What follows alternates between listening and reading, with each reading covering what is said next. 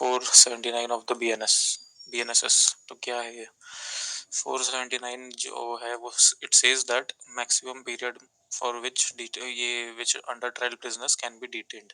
इसमें ये सारे दिए हुए प्रोविजंस।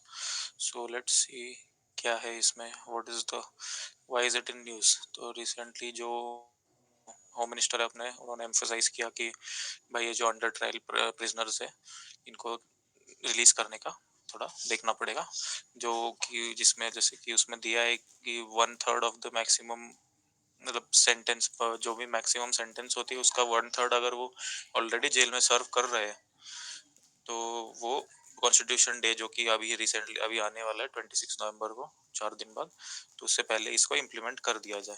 तो इसका इसका डायरेक्शन दिया है इसको इसके लिए। तो वही this directive aligns with the newly introduced the BNSS. Okay, so what is this key features of the BNSS? What is it actually? देखते हैं for section 479. So about the 479, it revises bail norms. तो basically वो bell norms वगैरह जो prolong detention में है, under trial prisoners है वगैरह, जो पर्टिकुलरली जो फर्स्ट टाइम ऑफेंडर्स है उनके लिए है ये, मतलब उन इन पे ज्यादा फोकस एम्फसाइज किया गया फर्स्ट टाइम ऑफेंडर जो है। तो जनरल रूल फॉर बेल क्या होता है, अंडर ट्रायल अक्यूज्ड जो है, जो कि मतलब जो नॉन कैपिटल ऑफेंसेस हो गए, जिसमें आता है नॉट डेथ पनिशमेंट और लाइफ इम्प्रिजनमेंट, जिस जो भी क्राइम के लिए नहीं आता है ऑफेंस के लिए, तो वो एलिजिबल है फॉर द बेल।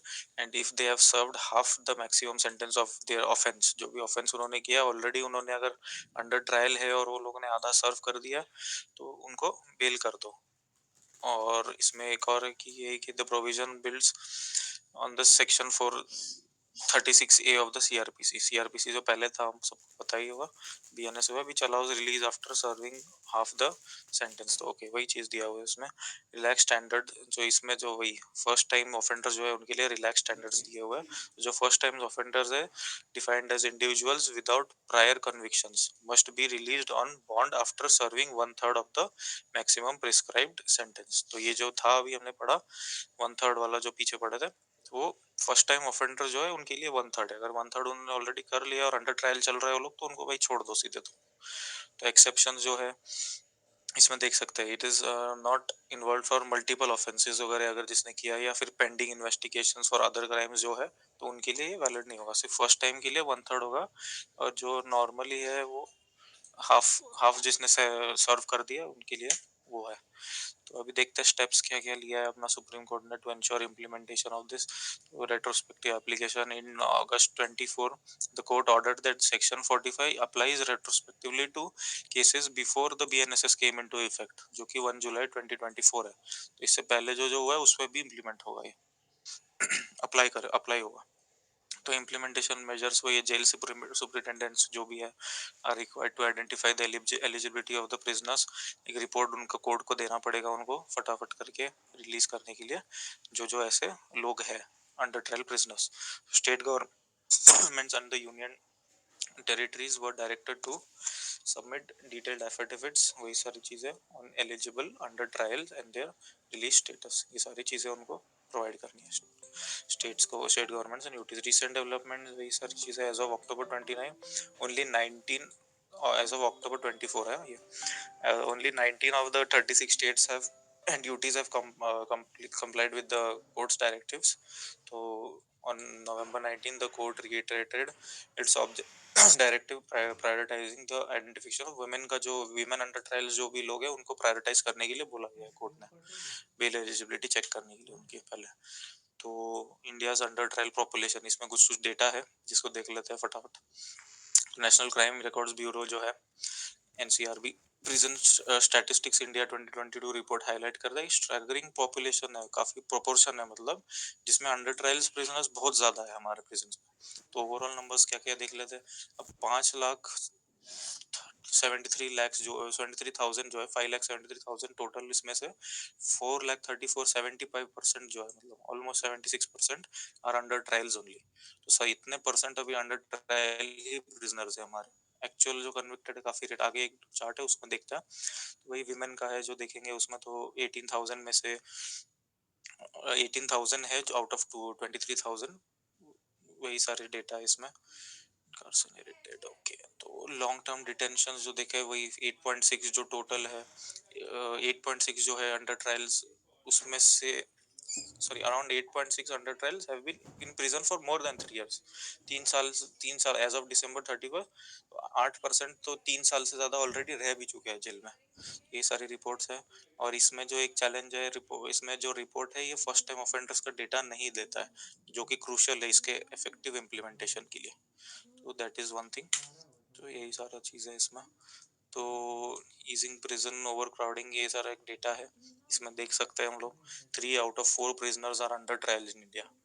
तो देखा जाए तो 23% कन्विक्ट्स है, 76% जो डेटा दिखाया था। इतना इतना डिफरेंस है इसमें। और कुछ कुछ डेटा है ये सारे, ये तो ये सब जो बात किया हम लोगों ने। और ये है वही कैपेसिटी ऑफ द इनमेट्स इतना है, टोटल इनमेट्स इतने हैं, पता नहीं क्या ऑक्यूपेंसी रेट ओवर क्राउडेड हो चुका है, इसीलिए एक तरह से इम्पोर्टेंट हो भी जाता है हमारे इसमें। और एक इलेक्ट्रॉनिक ट्रैकिंग है, इसके बारे में ज़्यादा देख नहीं पाया मैं, टाइम नहीं मिला। क्या है ये, कुछ कुछ स्टेट्स है इलेक्ट्रॉनिक ट्रैकिंग जो करते हैं, कनाडा है, यूएस यूनाइटेड स्टेट्स है, अपना यूके है, Malaysia, Australia. India does not do this I think electronic tracking. तो इसके कुछ कुछ प्रोज है, जैसे ईजेस प्रिजन को overcrowding, reduces mental stress of the prisoners due to isolation, curbs detention costs। कुछ कुछ इसके कॉन्स भी है, जैसे there are risk of misuse, tracking without clear guidelines can infringe the civil liberties. All these things are there.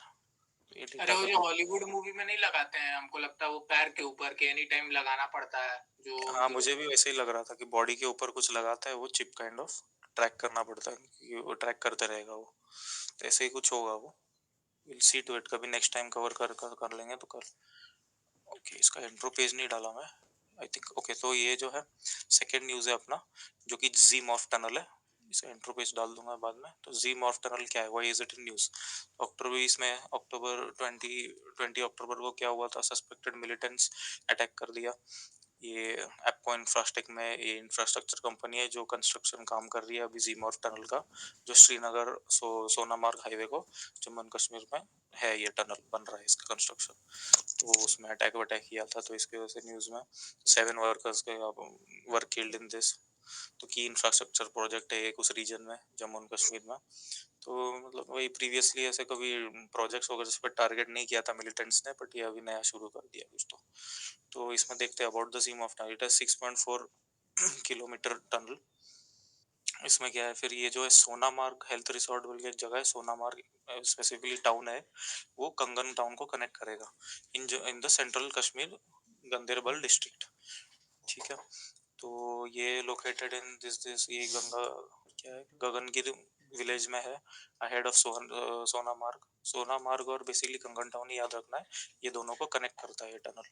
तो ये क्या करता है बेसिकली, इसका इंपॉर्टेंस है, it ensures all weather connectivity. अभी क्या होता है नॉर्मली, जो ये टनल है, अभी जो रिसेंट रोड है वो ऐसे कुछ जाता है, मैं आगे दिखाऊंगा।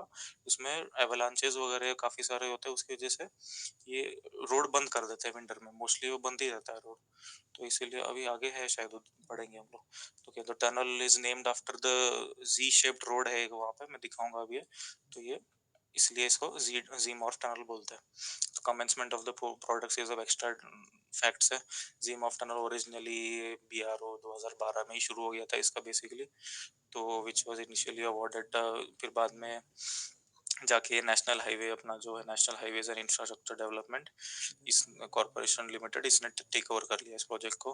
Although expected to be completed in August 24, the project faced delays वगैरह हुए। Soft opening took place on the 24, but अभी due to model code of conduct, इसको असेंबली इलेक्शन जो होने वाले थे, मॉडल कोड ऑफ कंडक्ट की वजह से इसको ओपनिंग को कैंसिल कर दिया था। अभी तक हुआ नहीं है इसका शायद वो ये ओपनिंग।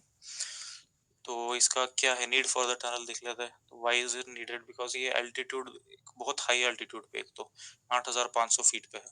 और इसकी वजह से क्या होता है, वही prone to snow avalanches in winter वगैरह, काफी सारे एवलांच वगैरह होता है, स्नो से पूरा रोड भर जाता है। So that is why the road of Sonamarg is remained closed mostly in the winter, most part of the winter. So strategic importance क्या है इसमें, सीम ऑफ टनल जो है वो अपना वही की part of the larger Zojila tunnel project है ये। It aims to ensure a year round connectivity from Srinagar to Ladakh. ये भी एक चीज़ है, इसको फिर हम बाद में कवर करना पड़ेगा। तो जोजिला टनल इसमें दिया हुआ है, ठीक, okay. In minutes. Yeah, Zojila Tunnel connecting Sonamarg to Dras in Ladakh is under construction and expected to be completed by December 26. तो ये इसकी कुछ चीजें हैं. While the Zimov Tunnel will provide all-weather access to Sonamarg Health Resort, it is crucial for the maintaining quick military access to the Ladakh. तो इसमें वही military access होगा, easy हो जाएगा Zimov Tunnel से. Zimov Tunnel is key for enabling all-weather connectivity. वही सारी चीजें थे, श्रीनगर, द्रास, कारगिल एंड ले, ये सारी चीजों को कवर करेगा है. तो वही है कि dependence on air maintenance for forward military position कम हो जाएगी. एयर मेंटेनेंस वगैरह कम करना पड़ेगा, तो मिलिट्री ट्रूप्स वगैरह इजीली हमारे आ जा सकते हैं उससे. तो सप्लाई कॉस्ट, ट्रांसपोर्ट कॉस्ट वगैरह सब थोड़ा गिर जाएगा, वही सारी चीज़ है. तो project is vital for Indian Defense Forces deployed in Siachen and Eastern Ladakh, where tensions with Pakistan and China persists all the time. ये देख लेते हैं अभी फटाफट क्या है इसमें. यही एक टनल है, देख सकते हो. ये अपना कंगन एक है जगह, और सोनामार्ग है. ये देख सकते हैं जी टाइप का शेप है इसका, इसके वजह से इसको जी शेप टनल बोला गया, जी शेप की वजह से. और ये टनल जो है यहाँ से अभी कनेक्शन, इसका कंस्ट्रक्शन चल रहा है, जो यहाँ से डायरेक्ट कनेक्ट कर देगा. यहाँ पे ये बंद कर देते थे रोड, क्योंकि एवलांचेस वगैरह होते थे इसमें काफी सारे. तो अभी ये जिमॉफ टनल बनने के बाद 6.5 किलोमीटर लॉन्ग टनल है, तो इजी हो जाएगा. ये सारी चीज है इसमें. थोड़ा मैप थोड़ा कंफ्यूजिंग है इसमें. आई सी, अगर मैं फिर से देख के इसको अच्छे से ऐड कर पाऊँ तो इतना ही है फिलहाल. अभी ये एक बुलेट प्रूफ जैकेट है जिसके बारे में ABHED. तो what is this? Basically DRDO ने along with the researchers of IIT Delhi has developed lightweight bulletproof jacket named ABHED Advanced अभेद Ballistic. अभेद अभेद, ओके. अभेद, राइट. अभेद जो है फिर advance ballistics for high energy defeat. तो यही सारी चीजें अभेद है. फिर developed by the DRDO, okay, again that is. ये it has been created from polymers and indigenous boron carbide ceramic material. ये क्या मटेरियल है देखना पड़ेगा, साइंस वालों को पता हो. तो is based on characterization of various materials at high strain rate followed by appropriate modeling and simulation.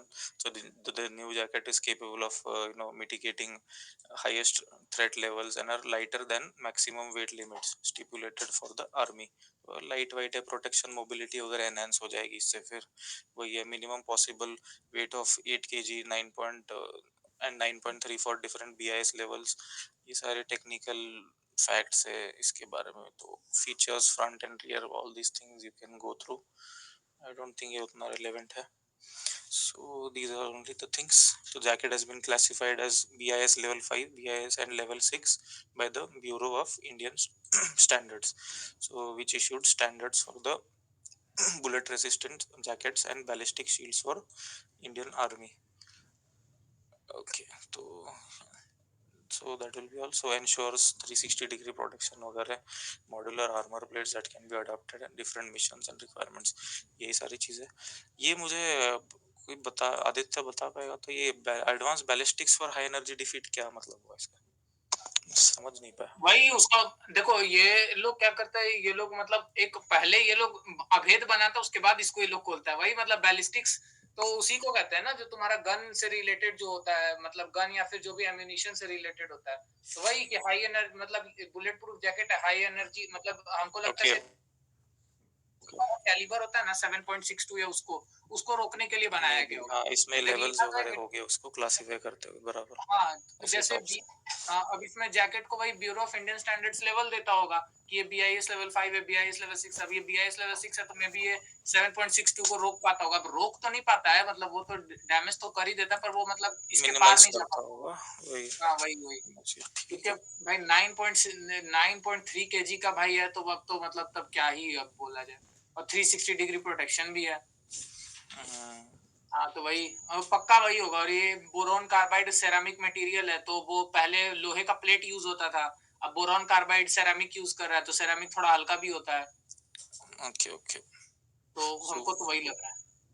Okay, तो यही था आज. एक PYQ तो मेरा अभी डाउट है. नहीं डाल पाया मैं. हाँ.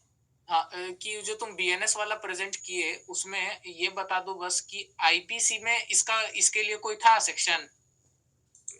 ये तो सीआरपीसी के अंदर था ना, अभी जो हमने बात किया, तो ये तो सेक्शन 436A ऑफ सीआरपीसी, तो इसके बेस पे, इसी से बेसिस पे ही बना था, ये दिख रहा है ना।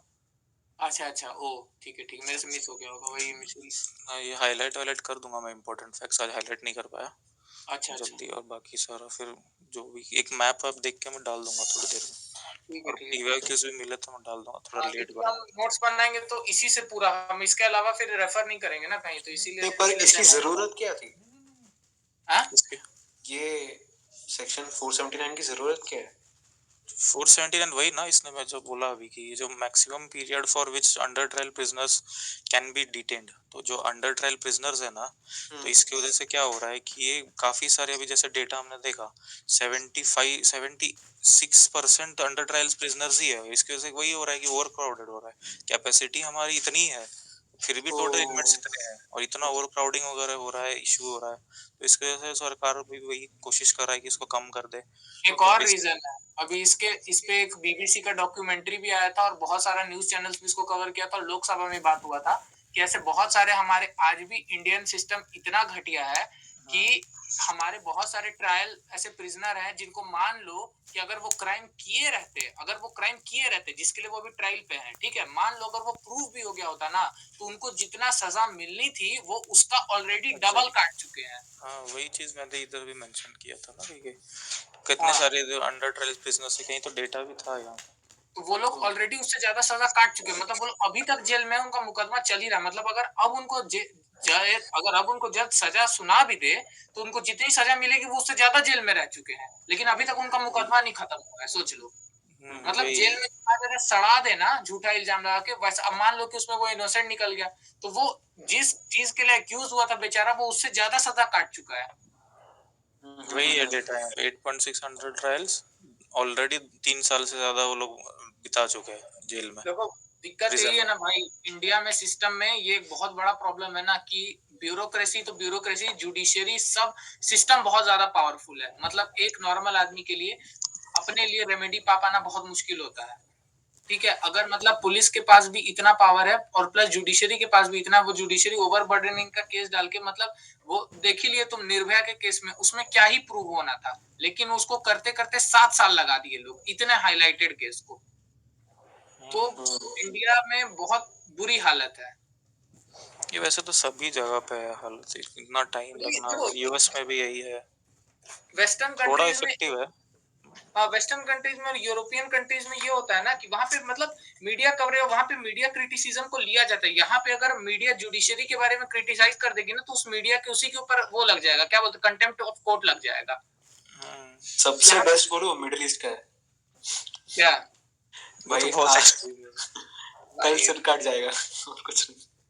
अरे लेकिन अब इसमें इनोसेंट लोग भी तो जा सकते हैं ना। इसमें उसमें भी नहीं, वो वही लोग बता का रहे हैं सर बस। कटता है जो जो गरीब होता है, क्योंकि एक केस आया था जिसमें एक मिडिल ईस्ट का कोई शेख था, वो क्या हुआ कि वो यूके में रेप के केस में कन्विक्ट हुआ, ठीक है, तो वो अपना दलील क्या देता है, वो इतना बेटर, मतलब वो ऐसा लॉयर को हायर किया था एकदम बेटर कॉल सॉल टाइप का, वो बोलता है उसको कि वो जाके वहां यूके के कोर्ट में बोलता है कि मेरे क्लाइंट का पैर फिसल गया और वो पैर फिसल के गिर गया और उसके चक्कर में घुस गया, और यूके का कोर्ट उसको मान के एक्विट भी कर दिया इस चीज पे, वो एक्विट हो गया कि उसको समझ नहीं आया।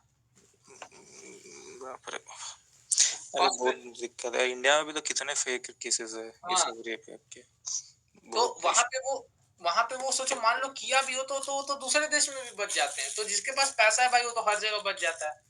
इंडिया में ऑस्ट्रेलिया में एक आदमी था, वो बहुत पैसे वाला वहां बिजनेसमैन था, तो उसके ऊपर शायद कोई मतलब कि पैसे वाले का बेटा था, तो उसके ऊपर वहां वो गया बाहर पढ़ने के लिए, तो यूनिवर्सिटी में उसके ऊपर शायद मोलेस्टेशन और उसका स्टॉकिंग का चार्ज लगा, तो वो उसका लॉयर ये चीज प्रूव कर दिया ऑस्ट्रेलियन कोर्ट में कि उसकी गलती नहीं है, बॉलीवुड मूवीज में स्टॉकिंग को नॉर्मलाइज कर दिया गया है, him coming from an Indian background उसको भी लगा कि ये नॉर्मल है और वो बच के निकल गया।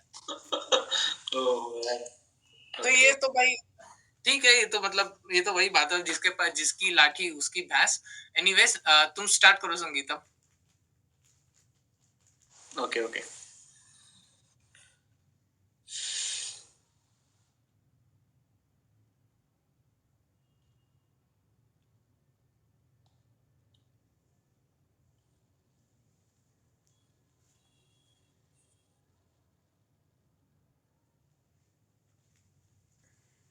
दिख रहा है ना?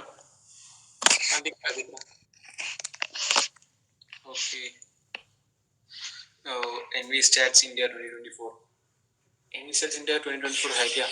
ये एक रिपोर्ट है जो निकालती है Ministry of Statistics and Programme Implementation, MOSPI, जो कि वही मिनिस्ट्री है जो GDP एक्सेट्रा सब निकालती है, ठीक है।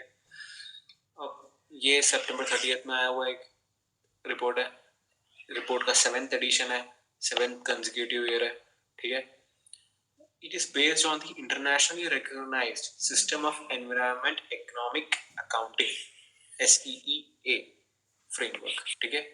ये फ्रेमवर्क के अंतर्गत बना हुआ रिपोर्ट है, ठीक है। ये फ्रेमवर्क क्या है वो हम देखेंगे, okay. Which links environment and economic data. Let me explain. की फीचर्स क्या है ये रिपोर्ट के? ये रिपोर्ट कवर करता है ocean accounts. For the first time the report includes a section on ocean health developed with contributions from an expert group on ocean economic ecosystem accounts. Energy accounts provides data on energy supplies, use, asset accounts relying on government sources. देखो ये है क्या ये report, मैं तुम्हें ये बताता हूँ। ये कनेक्ट करता है एनवायरनमेंट और इकोनॉमी को, ठीक है। How is our economy impacting the environment, ठीक है। That is the main crux of report. हमारी जो इकोनॉमिक एक्टिविटीज हो रही है, हम जो भी कर रहे हैं वो अपने एनवायरनमेंट को कैसे अफेक्ट हो रहा है, ठीक है। तो उसके लिए तो ये इकोनॉमी और इसको दोनों को मर्ज करती है, तो वही ओशन अकाउंट्स है, ठीक है। फिर energy accounts provides data on energy supply, use and asset accounts relying on government sources, soil nutrition पे डेटा निकालती है। और biodiversity, threatening species IUCN red list में जो है उनका स्टेटस क्या है अभी, ठीक है। वो जो ये रेड लिस्ट में जो स्पीशीज है वो how are they getting affected, okay. Mangrove coverage, वो सब के बारे में, ठीक है। ये खाली याद रखना, ओशन अकाउंट्स ये साल ही इंट्रोड्यूस किया गया है, तो वो खाली ध्यान रखना ज़्यादा।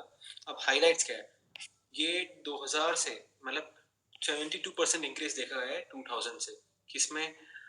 प्रोटेक्टेड एरियाज में, ठीक है। जैसे नेशनल पार्क हो गया, सेंचुरीज हो गया, वो 72% इंक्रीज देखा गया है, ठीक है। और inclusion of taxonomic diversity and genetic conservation efforts. Taxonomic diversity क्या है? टैक्सोनॉमिक मतलब क्या होता है? नेमिंग दी स्पीशीज, ठीक है, उसको टैक्सोनॉमी बोलते हैं, बोथ प्लांट्स एंड एनिमल्स।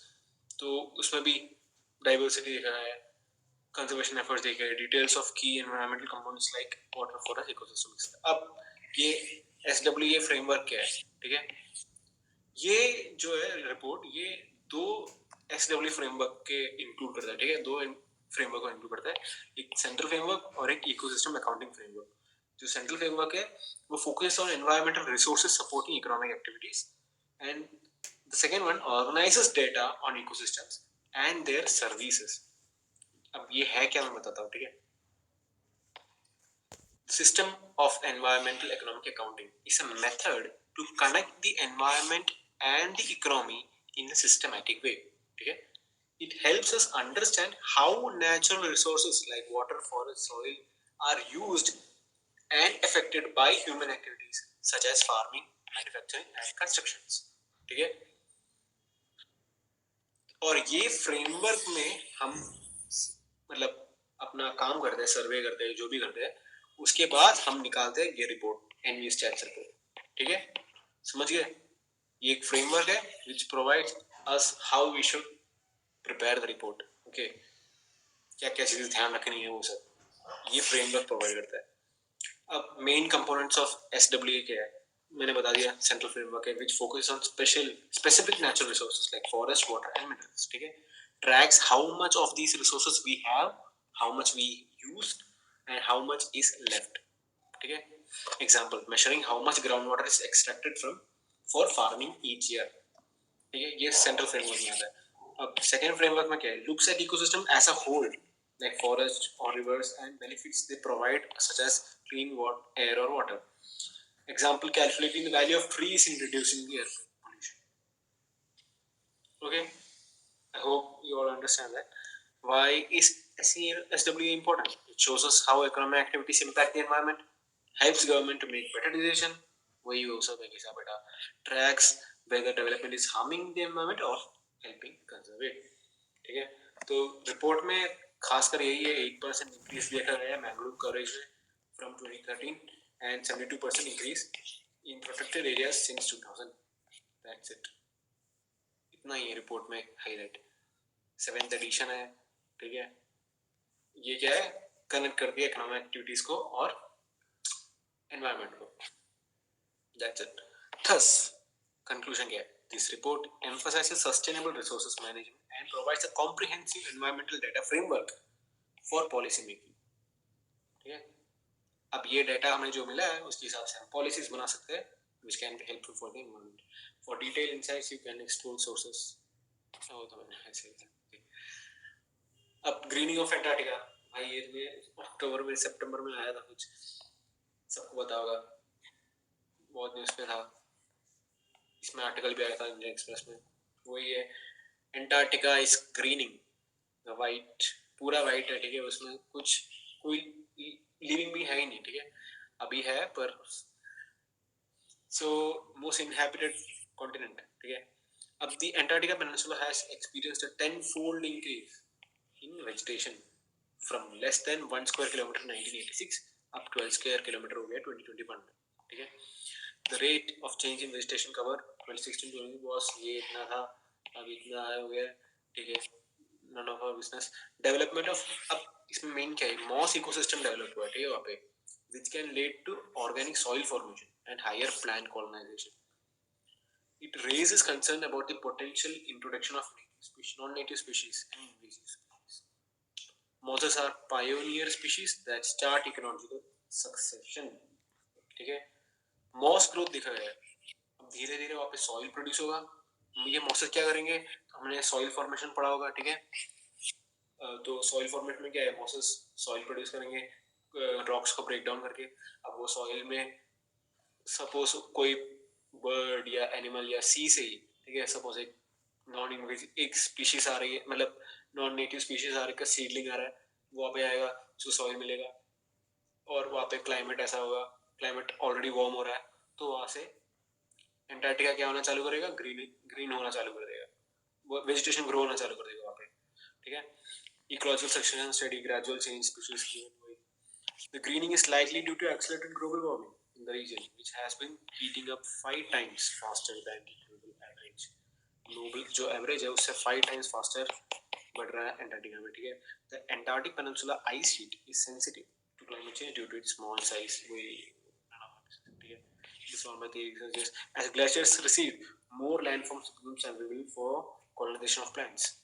ठीक है, further accelerating the, ये देख सकते हो, ये रहा ऐसा ग्रीन हो रहा है पूरा एंटार्क्टिका, ये रहा वहाँ पे growth of moss in ice. That's it, इतना ही था. No doubt. इकोलॉजिकल सक्सेशन क्या समझा है तुम? कहाँ पे? अरे ये इकोलॉजिकल मॉसेस के नीचे. एक मिनट, मॉसेस के नीचे कहाँ पे? अरे नीचे ये ecological succession, the steady and gradual change in the ecological succession is steady and gradual change in the species of a given area with respect to the changing environment.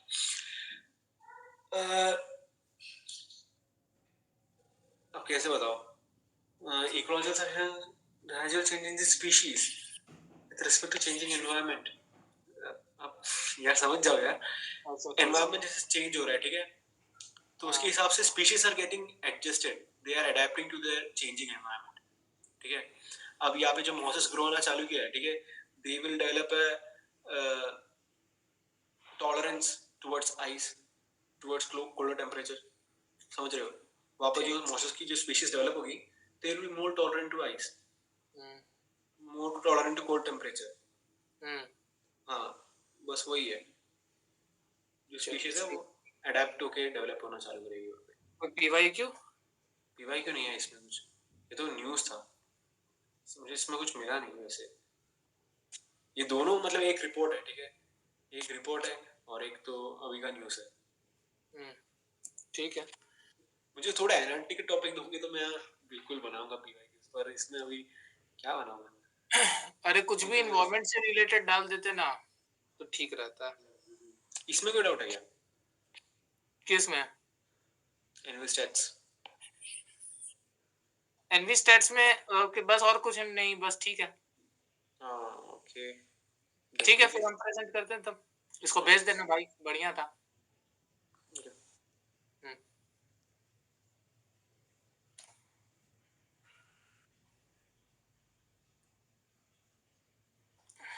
ऐसे हम मेरा ऑप्शनल ज्योग्राफी है, तो हम ऐसे मतलब जिन लोगों को नहीं पता हम बता देते इकोलॉजिकल सक्सेशन क्या होता है। इकोलॉजिकल सक्सेशन वो होता है जैसे हमारे अर्थ पे जो लाइफ बनी है ना, वो सबसे बेस्ट एग्जांपल है इकोलॉजिकल सक्सेशन का। मॉसेस सबसे प्राइमरी ऑर्गेनिज्म होता है जो कि बनता है, लाइकेंस, मॉसेस, एल्गा, ये सब। उसके बाद फिर इन्हीं मॉसेस से ये लोग क्या करते हैं, ये लोग रॉक्स को खाते हैं। रॉक्स को खाते हैं, उसको डिकम्पोज करते हैं, उससे सॉइल बनता है। सॉइल से फिर बैक्टीरिया से फिर वो बनता है माइक्रो ऑर्गेनिजम्स, वो लोग से फिर इवॉल्व होते होते होते होते वहां पे फिर दूसरे जानवर बनते हैं। और आज जो पूरा आया है, जैसे आज एक फिर लास्ट में क्लाइमेक्स कम्युनिटी बनता है जिसमें लार्जर प्लांट्स, ट्रीज, ये सब बन जाते हैं। तो और वही, और वो जो क्लाइमेक्स कम्युनिटी होती है वो फिर लास्ट में परसिस्ट करती है कई कई कई कई सालों तक। ठीक है, और जैसे दो तरीके का, ये हो गया प्राइमरी सक्सेशन। ठीक है, इसमें मतलब होता है कि जहां कोई सॉइल ना हो ऐसे, मतलब लेकिन कोई मतलब वॉल्केनिक इरप्शन वगैरह से हुआ हो। एक होता है फिर सेकेंडरी सक्सेशन। ठीक है, जैसे जिसका हम लोग एग्जांपल देख सकते हैं कि सेकेंडरी सक्सेशन में क्या होता है कि एक ऑलरेडी वहां पे इकोसिस्टम था लेकिन वो डिस्टर्ब हो गया पूरी तरीके से, और फिर दूसरा इकोसिस्टम उससे बना। फॉर एग्जांपल फॉरेस्ट फायर को देख लो। जैसे कि एक फॉरेस्ट फायर पूरा वेजिटेशन साफ कर दिया, ठीक है, लेकिन सॉइल को छोड़ देता है। फिर उसके बाद क्या होता है, वीड, ग्रास, ये सब उगना शुरू हो जाता है वहां पे। फिर उसके बाद प्लांट्स ग्रो करता है धीरे धीरे, फिर सॉइल क्वालिटी इंप्रूव होता है, और फिर इस तरीके से करके फिर दूसरे दूसरे मतलब ओक्स, मेपल्स, ये सब मतलब होता है ना, जैसे कि मतलब तुम्हारा फिर पेड़ बनना शुरू होता है जो मतलब जो कि थोड़ा सा मतलब कम न्यूट्रिएंट पे भी जिंदा रह सके, और फिर लास्ट में जाकर के एक फॉरेस्ट बन जाता है जिसको क्लाइमेक्स कम्युनिटी कहते हैं। लास्ट में क्लाइमेक्स कम्युनिटी बनता है, बस एक कीवर्ड है। तो इन केस अगर मतलब कोई वो ना हो इसलिए हम बता दिए बस। तो ये पूरे प्रोसेस को इकोलॉजिकल सक्सेशन कहते हैं, ठीक है? यस, उस पूरे प्रोसेस को इकोलॉजिकल सक्सेशन कहते हैं। मतलब कहाँ इकोलॉजी कैसे शुरू होती है किसी भी बैरन लैंड पे। अब वो दो तरीके की हो सकती है, या तो वहां पे ऑलरेडी कुछ नहीं था, या तो वहां पे कुछ था, बस यही, और कुछ। हाँ, तो चल ठीक है, फिर उसका अब हम शुरू करते हैं। मेरा तो भाई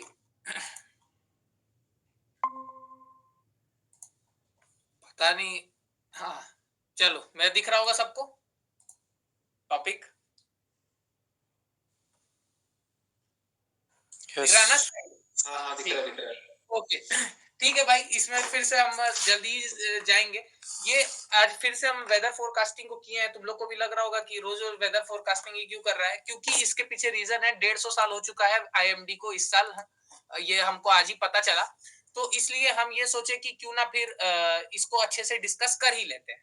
अब आते हैं क्या है, एक कॉसिट फ्लोज करके केरला का कुछ स्टार्टअप वगैरह है, संगीत को पता होगा तो वो निकला, वो वहां वो क्या करता है और इसका नीड क्या था। ठीक है, एक कॉसिट फ्लोज new system that collects hyper local data. जो फ्लड फोरकास्ट लॉन्च होता है, ये चलाकुड़ी रिवर बेसिन है, flood prone Periyar and Chalakudy river basin में होता है। ये तमिलनाडु और केरला में पड़ता है।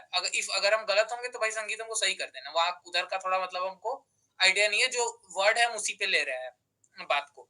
ठीक है, कॉजेट फ्लोज क्या है, इसका फुल फॉर्म है community sourced impact based flood forecast and early warning system. ये क्या होता है, इसको रिकॉग्नाइज किया यूनिसेफ का क्लाइमेट टेक कोहोर्ट। और ये क्या काम करता है, ये 100 रेन गॉजेस का इस्तेमाल करता है पूरे एर्नाकुलम, इडुकी और थ्रिसुर रीजन में।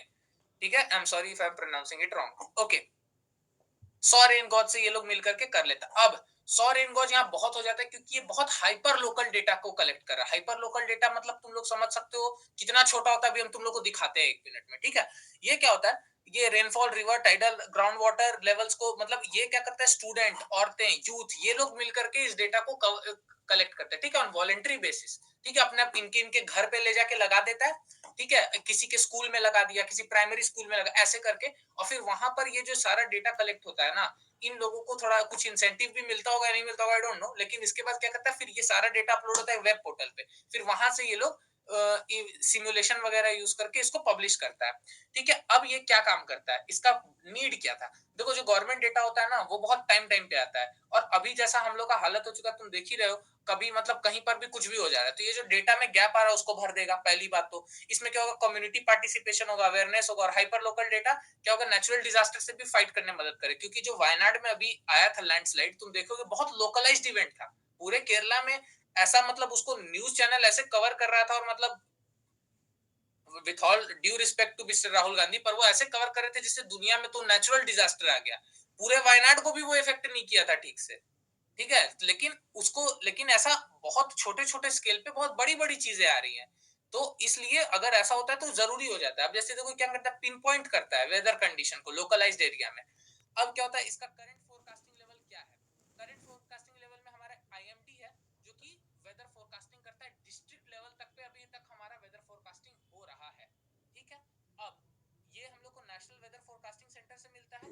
ठीक है, जो कि सब डिविजनल स्केल लेवल पे तक डेटा को कलेक्ट कर रहा है एज अ होल। और एक होता है state WFC, national state weather forecasting centre. ठीक है, और ये जाता है डिस्ट्रिक्ट लेवल पे। ठीक है, ये करता है डिस्ट्रिक्ट लेवल पे। अब सब डिवीजन का मतलब आप लोगों को पता ही होगा कि एक मतलब कई सारे स्टेट मिलके एक सब डिवीजन बनाते हैं, तो सॉरी कई सारे डिस्ट्रिक्ट्स मिलके एक सब डिवीजन बनाते हैं। पूरे बिहार में शायद 9 सब डिवीजन एंड 38 वो है डिस्ट्रिक्ट्स है। एनीवेज, ये देखो ये है रेन गॉज। इसको घर पे लगा दो, इसमें जितनी बारिश इकट्ठा होगी उतनी मिलीमीटर बारिश हुई। ठीक है, ये देख लो कि तुम लोग समझ में आए। और ये है डॉपलर स्टेशन। ठीक है, अभी डॉपलर क्या होता है आगे चल के पता चलेगा। इसका क्या है पास्ट एंड प्रेजेंट हम लोग देख लेते हैं। ठीक है, बाहर देखो वराहमीर का क्लासिकल वर्क था। ठीक है, वराहमीर कहाँ पे मिलेगा तुमको, ये तुमको मिलेगा गुप्ता एज में। ठीक है, इसमें ये बृहद संहिता लिखे थे। ठीक है, ये शायद ये श्योर नहीं है कि गुप्ता के एज में थे या हर्षवर्धन के कोर्ट में थे। ठीक है, बट हमको जहां तक याद है गुप्ता के कोर्ट में थे। अगर किसी को टाइम मिल रहा है तो क्रॉस चेक कर लो एक बार। ठीक है, लेकिन दोनों में से किसी एक के कोर्ट में थे, या तो गुप्ता के या तो उसके हर्षवर्धन के कोर्ट में मिलेंगे। ये बृहद संहिता लिखे थे। ठीक है, ये क्या किया, इसमें तुमको एकदम ये सबसे पुरानी किताब मानी जाती है तुम्हारी मेट्रोलॉजी पे। ठीक है, एटमॉस्फेरिक प्रोसेस के बारे में। हम लोग को चाणक्य के अर्थशास्त्र में भी कुछ कुछ मिलता है, जो कि रेनफॉल का मेजरमेंट वो कैसे भी करके वो लिखे थे, वो भी रेवेन्यू वगैरह के लिए, इकोनॉमिकल यूज के लिए। आईएमडी की बात करते हैं। ठीक है, आईएमडी स्टैब्लिश हुआ था 1875 में, और इसका 150 साल पूरा होने जा रहा है 2025 में। सर 2024 में ही हो गया ना। हाँ, तो ये बाई सर हेनरी ब्लैंडफोर्ड। और सबसे मजेदार बात ये है कि जब आईएमडी स्टैब्लिश हुआ था ना, पूरा IMD was equal to sir Henry Blanford. बस एक आदमी का डिपार्टमेंट था ये, पूरी आईएमडी यही थे। इनका पूरा काम बस यही था कि बस मॉनसून प्रिडिक्शन करना था, जो कि कब बारिश आएगी उस हिसाब से लोगों को बता दो कि किसान उस समय खेती कर ले, और फिर हम लोगों को वो मिल जाए, क्या बोलते हैं उसको, रेवेन्यू मिल जाए। ठीक है, अब क्या हुआ कि 1903 में यही क्या हुआ, significant process in understanding monsoon, ये गिलबर्ट वॉकर करके एक थे हमारे आईएमडी में, ये आए एक ऑफिसर। ठीक है, इनको आईएमडी का हेड बनाया गया 1903 में। ये इतना बढ़िया रिसर्च किए कि हम लोग को फिर पता चलता है कि कुछ लार्ज स्केल ऑसिलेशंस को, एटमॉस्फेरिक सर्कुलेशंस को ये आइडेंटिफाई किए, जिससे पता चला कि एल नीनो नाम की कोई चीज होती है। जो एल नीनो है मतलब वो हमारे आईएमडी ने ही पता लगाया था फर्स्ट टाइम। इनसाइट सिस्टम 1982 में लॉन्च हुआ था, जो कि हमारे पूरे रेवोल्यूशनराइज कर दिया हमारे उसको वेदर फोरकास्टिंग को, जिससे रियल टाइम डेटा मिलने लगा हम लोगों को, एक्यूरेसी फोरकास्ट। तो ये सब आप लोग को याद रखना है। Insight system launch in 1982, IMD में ये Gilbert walker El Nino phenomena को किए थे, आईएमडी के हेड थे हेनरी ब्लैंडफोर्ड। ये सब चीजों का नोट्स बना लेना। दूसरा एक देखो विंटर फॉग के एक्सपेरिमेंट वाइफेक्स, ये आईएमडी ने डेवलप किया है फॉग इंफॉर्मेशन के लिए, कि नॉर्थ इंडिया में कैसे मतलब फॉग इतना ज्यादा फॉग हो जाता है कि एयरलाइंस तक डिस्टर्ब हो जाती है, तो उन लोगों को बता सके। आईएमडी का एक सफर सिस्टम है जो कि air pollution in major cities Delhi में वो करता है। तो ये सब कुछ डेटा है। कुछ और फैक्ट्स बता दे रहे तुम लोग को। अभी जो आईएमडी का वेदर फोरकास्टेबिलिटी है वो 12 किलोमीटर बाय 12 किलोमीटर के एरिया में, तुम लोग समझो कितना बड़ा एरिया है। ऐसे करके ग्रिड बनता है। ठीक है, ये जो ग्रिड है ये कई सारे इंडियन सिटीज से भी बड़ा है, ऑब्वियस सी बात है भाई। तो ये क्या करता है इसमें जो, तो ये जो फोरकास्टिंग करता है कि सिटी के ऊपर कब रेनफॉल होगा। लेकिन जो अभी का नीड है वो है 3 किलोमीटर ग्रिड का। ठीक है, अगर ये हम लोग डेवलप कर लेंगे तो हम लोग हाइपर लोकल लेवल पे पहुंच जाएंगे। और सबसे बड़ी बात देखो इसमें मजेदार बात क्या होती है ना वेदर फोरकास्टिंग में, कि ये एस्ट्रोलॉजी की तरह होता है। आप जितना ज्यादा प्रिसाइज बात करोगे ज्यादा गलत होने का आपका चांस होगा। इसीलिए वेग बातें करो कि हो सकता है कि आपके परिवार में कोई बीमार पड़ेगा, तो मे बी भाई हो सकता है आप कोई चाचा के ताऊ के फूफा बीमार पड़ गए तो सही हो गए बाबा जी की बात। तो इसीलिए अगर ज्यादा प्रिसाइज कर दो कि हो सकता है कि इसी हफ्ते में आपकी मम्मी बीमार पड़ जाएगी, तो नहीं पड़ी मम्मी तो फिर तो बाबा का बिजनेस नहीं चलेगा ना। तो उसी तरीके से वेदर फोरकास्टिंग है, जितना प्रिसाइज बात करोगे उतनी ज्यादा गलती होगी, ठीक है। तो आईएमडी का चैलेंज क्या है कि सैटेलाइट डेटा, अब देखो इसमें क्या होता है, सैटेलाइट डेटा भी जो 2015 के चेन्नई फ्लड्स में दिया था आईएमडी निकाल के, लेकिन क्या हुआ था, एक्यूरेट नहीं था। क्यों? क्योंकि ऐसे स्ट्रक्चर्स थे जिसमें ये नहीं पता चल पा रहा था कि वहाँ पानी है या नहीं है, और जो डेटा निकला था वहाँ पे मतलब पानी कभी भर जा रहा था कभी निकल जा रहा था, तो वो अर्बन लैंडस्केप की वजह से बहुत ज्यादा प्रॉब्लम्स आ गई थी। इसलिए अब देखो 2013 में अर्ली वार्निंग सिस्टम था, ये बादल फटना नहीं बता पाया था उत्तराखंड फ्लड्स में, देखिए तुम लोग क्या हुआ। अब देखो हाइपर लोकल एनालिसिस क्या है कि अभी हमारा एम है 3x3 ग्रिड्स को करने का, लेकिन एक हम लोग को हाइपर लोकल उससे भी ज्यादा भयंकर हो जाएगा जब 1 किलोमीटर टू 1 किलोमीटर एरियाज को हम लोग बना लेंगे। तो ये जो फोकस है ये इंफ्रास्ट्रक्चर पे होना चाहिए, ocean observation system, high resolution earth observation satellites, ये सबको डॉपलर रेडार, जो अभी हम दिखाएं तुम लोगों को, ये डॉपलर रेडार लगाओ, इससे भी बहुत एक्यूरेट पता चलता है। तो नॉर्थ ईस्टर्न रीजन में, ईस्टर्न रीजन में, क्योंकि वहां है हिमालयन एरियाज, तो वहां पे बारिश होती है तो वहां से वो हिमालयन सेडिमेंट्री रॉक है तो पूरा बह जाता है वो एरिया, वो बहुत वहां पे बर्बादी होती है, ठीक है। अब देखो ये इस जगह इसका नाम हम वो प्रोनाउंस करने का कोशिश भी नहीं करेंगे, क्या कल्याण पट्टिनम करके कोई जगह है, कल्याणापट्टिनम, तमिलनाडु के तूथुकुड़ी डिस्ट्रिक्ट में है। इसमें क्या हुआ था, पूरे सीजन का रेनफॉल एक दिन में हो गया था, तो बहुत हाइपर। तो अभी बहुत ज्यादा जरूरी है कि हम लोग 1 किलोमीटर टू 1 किलोमीटर को करें, और हम लोग 12 किलोमीटर टू 12 किलोमीटर कर रहे हैं, कुछ मेंस बुलशिट है, इस पे हम 1 मिनट से ज्यादा नहीं खर्च कर। हाँ 1 मिनट, ये 12 × 12 3 × 3 समझ नहीं है क्या है ये। पूरे सिटी को ना, पूरे देश को हम लोग ग्रिड्स में बांट दिए, ठीक है। तो 12x12 ग्रिड ऐसा होता है, देखो हम तुमको दिखाते हैं, 1 सेकंड लगेगा। ऐसे करके हम लोग 12 किलोमीटर आओ, ठीक है, और फिर ऐसे करके 12 किलोमीटर जाओ, समझा। ओके और इसके बीच में पुणे पड़ रहा है, ठीक और है। पुणे के साथ अगल बगल का कुछ एरिया पड़ रहा है, तो ऐसे करके एक ग्रिड जो सैटेलाइट है वो इतने एरिया को कवर करेगा। और फिर उसके बाद फिर 12 किलोमीटर, फिर 12 ऐसे करके पूरे देश को स्क्वायर्स में बांट दो, समझ रहे हो। ओके मतलब वाइड, इसमें तो जितना कम कर पाए उतना अच्छा हो गया। हाँ, और जितना हम लोग कम कर पाएंगे, तो जो तेरा एरिया है हड़पसर का, सिर्फ उतने पे 1 किलोमीटर बाई 1 किलोमीटर पे करना है अपने को, कि सिर्फ तुम्हारा जो 3-4 सोसाइटी है उसमें क्या होने वाला है ये पता करना है अपने को, तब जा करके हम लोग एक्यूरेट और अच्छा कर पाएंगे, गॉट इट। ठीक है। कुछ मेंस बुलशिट है, इस पे 1 मिनट से ज्यादा नहीं खर्च करने वाले। देख लो भाई ये क्या है बकवास। यहाँ पर ये है कि आईएमडी के पास अभी 800 ऑटोमेटिक वेदार है, ऑटोमेटिक वेदर स्टेशन है, 1500 ऑटोमेटिक रेन गॉज है, और 37 डॉपलर वेदर स्टेशन है बस, ठीक है। और एक तुम लोग को दिखाते हैं यहाँ पे, इसी को कहते हैं बातें करोड़ों की और दुकान पकौड़ों की।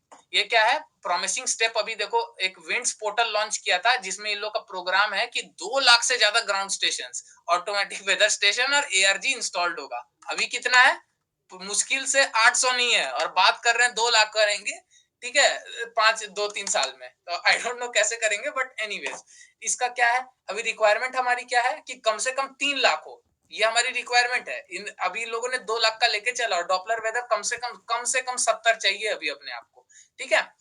ये अभी हम लोग जीएफएस यूज करते हैं, global forecasting system and weather research forecasting model, जो कि एकदम भी मॉडर्न नहीं है, बहुत पुराना है ये सब, ठीक है। ये क्या है, स्टेट गवर्नमेंट और प्राइवेट कंपनी मिल करके जो 20,000 ग्राउंड स्टेशन को मैनेज कर रहा है, लेकिन ये डेटा इनएक्सेसिबल है, ठीक है, क्योंकि डेटा शेयरिंग नहीं होता है। आईएमडी को खुद विश्वास नहीं है कि ये डेटा ओरिजिनल है, कि अब जैसे गूगल कर ही रहा है, तो आप गूगल से डेटा नहीं मांगोगे क्योंकि आप में ईगो है। एनीवेज, तो ये मॉनसून और साइक्लोन्स इजर टू फोरकास्ट है, बट ये लोकलाइज्ड इवेंट जैसे क्लाउड बर्स्ट, वायनाड का जो होता है वो इशू बहुत प्रॉब्लम है। जैसे एक आईफ्लोज बना है मुंबई में, ठीक है, ये ministry of earth sciences municipal corporation के साथ मिलकर बनाया है, जो कि फ्लडिंग इवेंट्स को फोरकास्ट करेगा, ठीक है।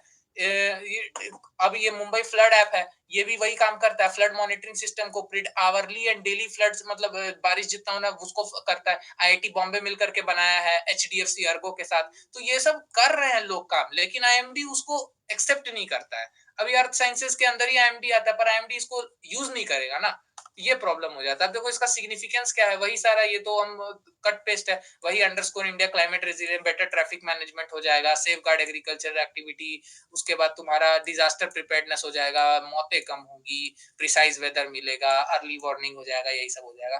खैर, तो वही विंड्स पोर्टल बता दिए। अब देखो इंडिया के पास सैटेलाइट में हमारे पास इनसाइट 3D है, 3DR है और 3DS है, ठीक है, जो मेनली हमारे मेट्रोलॉजिकल ऑब्जर्वेशंस को करता है। इसमें 3D और इनसाइट 3DR ये 8 साल से स्पेस में है, ठीक है, ये मैं पूछ सकता है, इसलिए हम बस इसको कर रहे हैं, और इनका जीवन कंप्लीट हो चुका है। अभी हम लोग 3DS भेजे थे, आर के बाद एस आता है तो उससे याद रखना, ठीक है, अभी 3DS भेजे थे इसी साल हम लोग, ठीक है। ये नेक्स्ट जनरेशन का मेट्रोलॉजिकल सैटेलाइट है, और अगला जनरेशन का जो मेट्रोलॉजिकल सैटेलाइट है उसका नाम होगा इनसैट 4, जो 1982 में लॉन्च हुआ था हम लोग का इनसैट सीरीज, उसका अभी 3D 3R, ये 8 साल पहले हम लोग 3D तक पहुंच गए थे, और अब अगला जो आएगा वो इनसैट 4 आएगा। ये डेवलपमेंट अभी हो रहा है, ठीक है। ये हाई रेजोल्यूशन डेटा, यही जो 1:1 का करना है ना, इसी इनसैट 4 से करना है अपने को। ये देख लो भाई, ये है तुम्हारा इनसैट 3DS कैसा दिखता है, ये है तुम्हारा इसका, देखो 12 ये मिनट जियो, हो गया। हाँ ये जियो स्टेशनरी अर्थ ऑर्बिट में घूमता है। जियो स्टेशनरी अर्थ ऑर्बिट क्या होता है, तुम लोग को 1 सेकंड में बताते रहे, जिसको नहीं पता है रवि अग्रीहरि के लेक्चर में मिल गया था सबको, लेकिन इन केस अगर तुम लोग भूल गए हो तो हम बता देते हैं। ये अर्थ से ऑलमोस्ट 36,000 किलोमीटर या 3600 किलोमीटर दूर रहता है, I am not sure, I am sorry. लेकिन बस इसका पॉइंट ये है कि इसका नाम देखो जियो स्टेशनरी, ये क्या होता है, ये अर्थ के रोटेशन के साथ ही ये भी एक ऐसे पाथ पे चलता है, ठीक है। तो ये इससे क्या हो पाता है, अर्थ के रोटेशन को ये फॉलो करता है, तो ये हमेशा एक पॉइंट पे फोकस कर पाता है। जैसे अब ये इधर देख रहा है, तो अर्थ जब ऐसे घूमेगा ना तो ये भी इधर आ जाएगा, तो ये हमेशा इंडिया पे ही फोकस करेगा। तो इंडिया वालों को जब टेलीस्कोप से देखेंगे तो ऐसा लगेगा ना कि हम लोग तारे को देख रहे हैं, जो हमेशा हम लोग के आगे देखा, जो हमेशा दिखेगा हम लोग को, दिन रात सुबह शाम हमेशा ये हम लोग को देखते रहता है, ठीक है। तो ये होता है जियो, ये जियो स्टेशनरी ऑर्बिट, ठीक है, इस कोई डाउट नहीं होना चाहिए। अब ये वो चुपके चुपके मूवी में तुम लोग देखे होगे, राजपाल यादव का डायलॉग है कि मालिक अब इतना खर्चा हो गया है तो चिप्स भी ले ही लेते हैं, तो वही हम एक दो डेटा और था वो भी डाल दिए हैं कि यूनाइटेड नेशंस का अर्ली कि इंडिया में को regional climate centre for south Asia बना दिया गया था। मतलब कुछ 6 रीजनल सेंटर्स है, उसमें एक जो साउथ एशिया के लिए वो इंडिया है, और यूनाइटेड नेशन के साथ हम लोग early warning for all programme किए थे, जिसमें 30 कंट्रीज आइडेंटिफाइड है। और ये इनसैट 4 का जो सैटेलाइट है वो ऐसा दिखेगा। अब क्वेश्चंस पे आते हैं, किसी को कोई डाउट? नो। हाँ,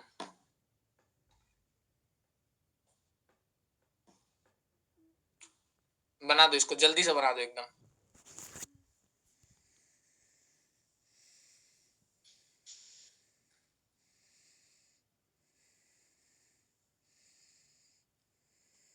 बाप रे, बिल्कुल आइडिया नहीं मेरे को तो इसका।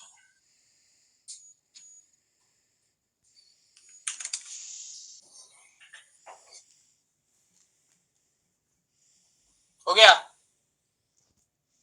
नहीं नहीं, 1 मिनट। एक संगीत रह गया।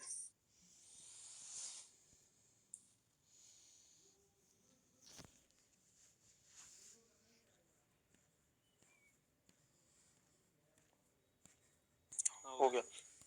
इसका आंसर है डी। क्या? 1 2 3 तीनों सही है।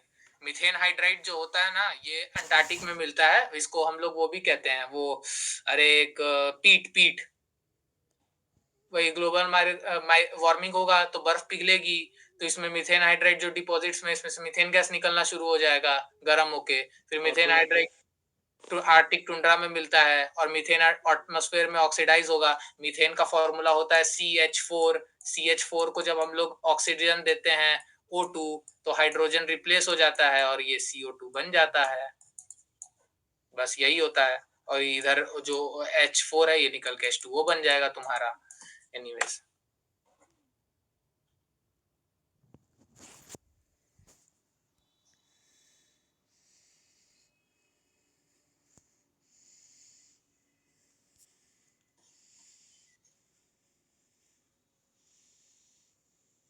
ये तो भाई क्लाइमेट क्वेश्चन है।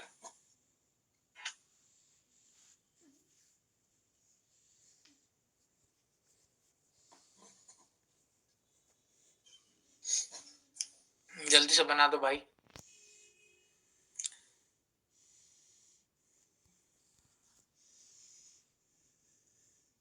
आईओडी क्या है अब ये तो हम नहीं बता पाएंगे, क्योंकि इसमें को बताने गए तो फिर अभी और पूरा 10 मिनट और वेस्ट हो जाएगा, इसलिए इसको तुम लोग सुदर्शन गुर्जर से पढ़ लेना, आंसर हम बता देंगे। पढ़ा हुआ याद नहीं आ रहा है, हो गया सबका। अच्छा, सबका हो गया, इसका आंसर है B, 2 only. Okay, thank you gentleman. Anurag can start.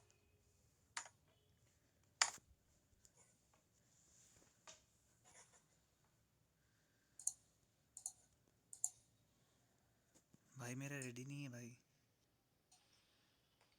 थोड़ा सा भी, कुछ भी? नहीं भाई। अच्छा चलो कोई बात नहीं, ठीक है। तो फिर कल तुम प्रेजेंट कर पाओगे? हाँ कल कर देंगे। चलो ठीक है, ओके देन। तो अनुराग का कल वही टॉपिक रहेगा, और बाकी सबको हम टॉपिक्स दे देंगे। तो थैंक यू एवरीवन। देखो सबको अपना ऑलमोस्ट भेज दिया है। अनुराग का, सॉरी उसका बचा है, दिव्यांश का बचा है। That was it. क्या बचा? वो अरे क्या बोलते हैं तुम्हारा पीडीएफ? अभी का अभी भेज दिया सबने? हाँ संगीत भेज दिया, हम भी भेज दिया। ठीक है, मैं भेजता हूँ। ओके ओके, आराम से। ठीक है, okay. Okay then, good night everyone. Good night. Good night भाई। क्या हुआ भाई, सब ठीक है? अरे नहीं भाई, आज भाई सेल के कारण।